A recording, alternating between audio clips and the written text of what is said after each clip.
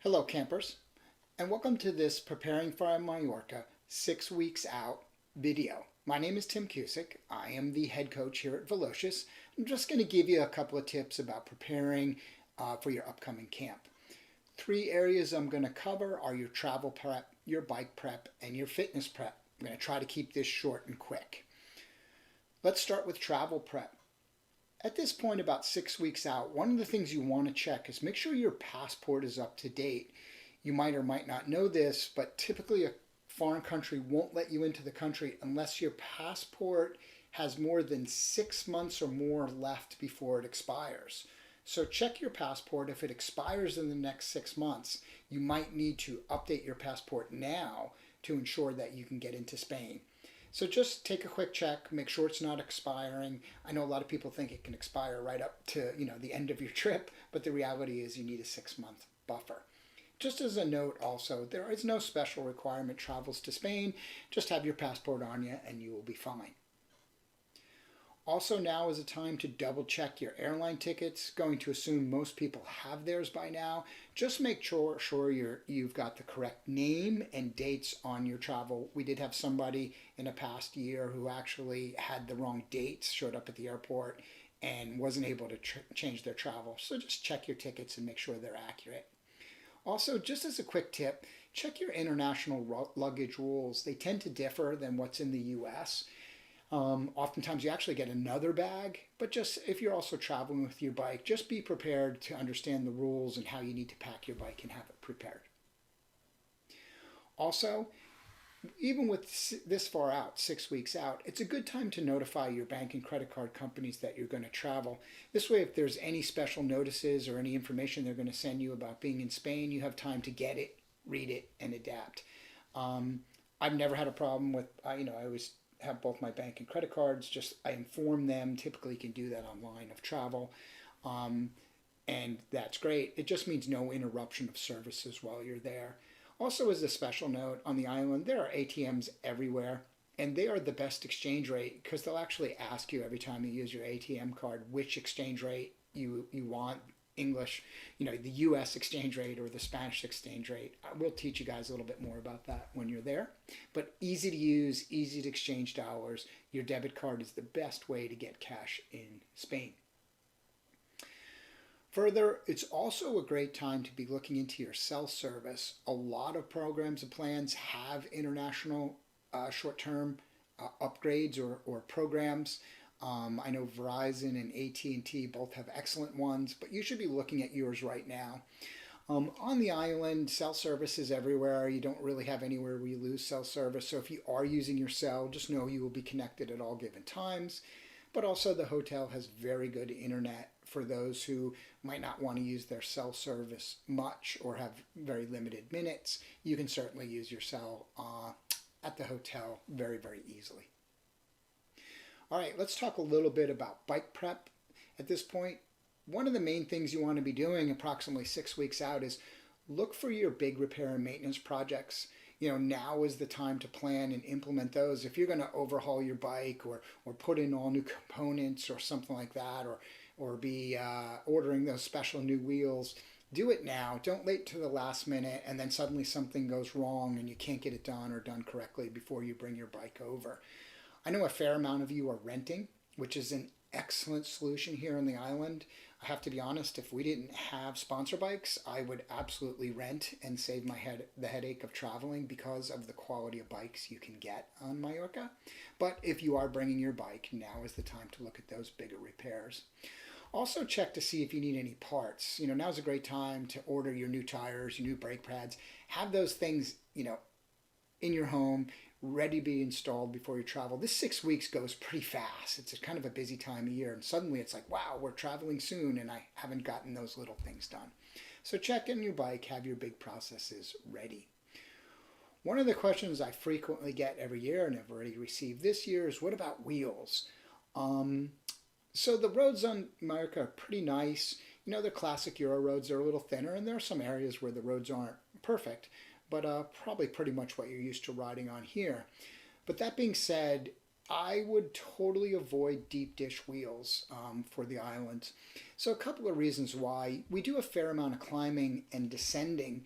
When we do the climbing, we're on the east coast of the island and the winds can be a little higher there. So, one, you're climbing with a heavier wheel when you have deep dish, but two, and probably more problematic, you're descending longer descents in the wind with the deep dish, and you just rather be comfortable here. Also, if you're using that deep dish and you're looking for that aero advantage, we do spend a fair amount of time in the flats, but the roads in Mallorca are a little more narrow and they tend to have some walls and stuff like that. And you're never, it's not a situation where, you're running the fast break home, right?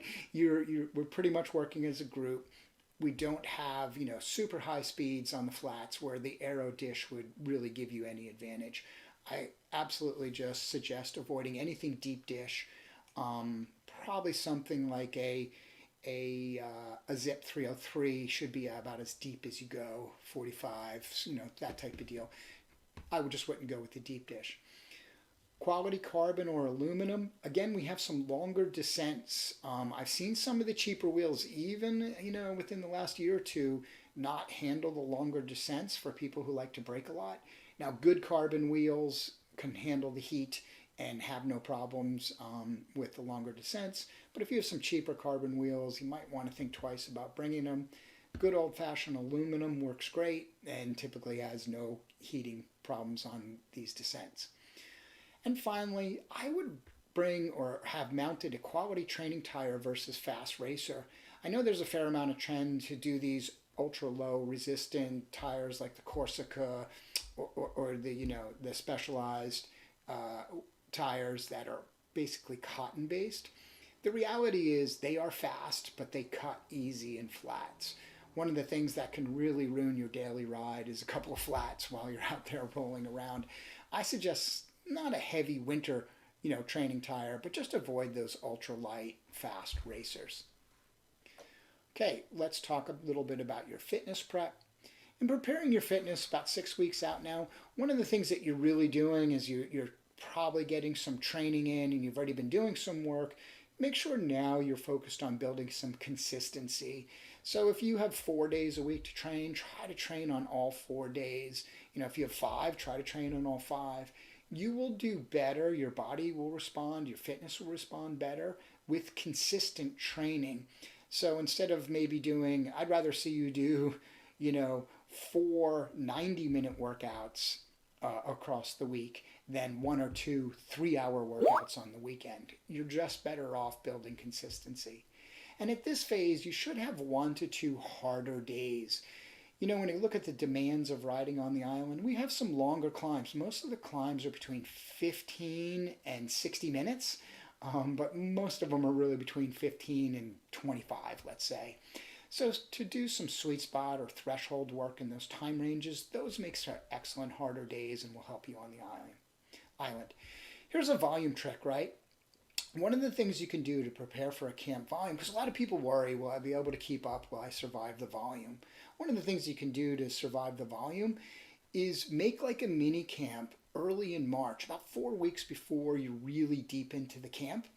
So pick 1 week and maybe you can rearrange your life schedule a little bit and try to get in a fair amount of that volume somewhere in early March. I'm suggesting the 1st through the 15th, probably better by the 1st. Doesn't have to be a perfect calendar week, but just 5 to 7 days of higher volume training than you're used to.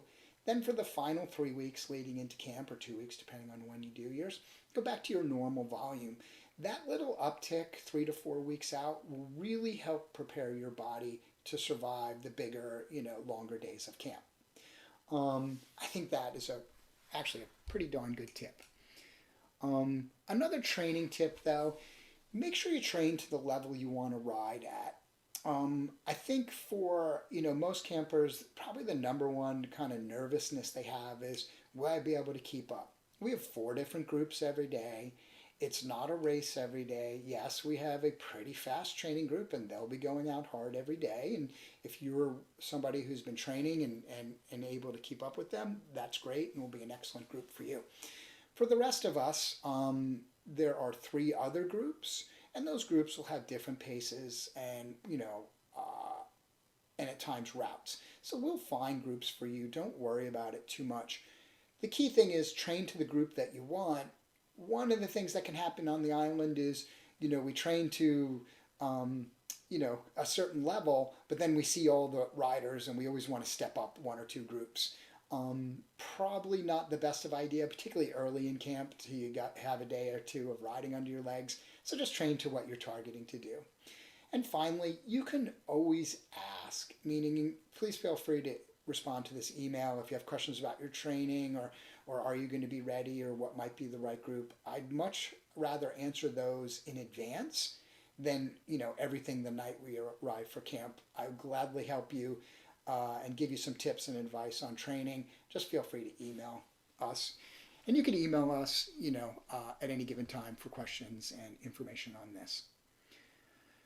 Finally, just to let you know, we are going to be doing some ongoing videos, or like I've stated in earlier emails, every 2 weeks we're going to be sending out some information to you.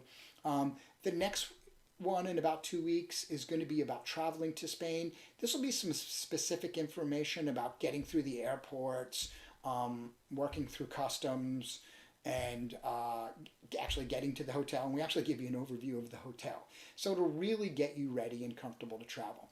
We'll do a how we roll video. How we roll is simply what it's going to be like to be on the road with Team Velocious. And then in the last one, we will give some final prep, which will be some safety and preparation information to make sure you just have an amazing camp. That's it. I look forward to riding with you soon. Thank you.